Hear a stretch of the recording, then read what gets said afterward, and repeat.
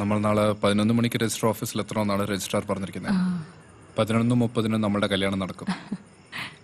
അവിടെ നിന്ന് നമ്മൾ നേരെ ഗുരുവായൂർക്ക് പോകും. പിന്നെ അവിടെ നിന്ന് കൊടൈക്കനാൽ. അങ്ങനെ നമ്മളുടെ മധുവിധു തുടങ്ങും.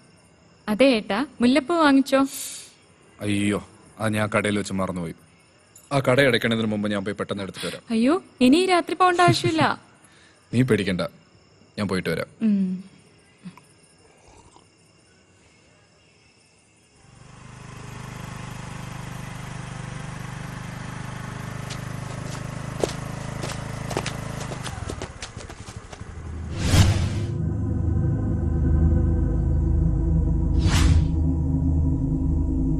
ആരുടെ നീക്ക് വഴി മറടാ.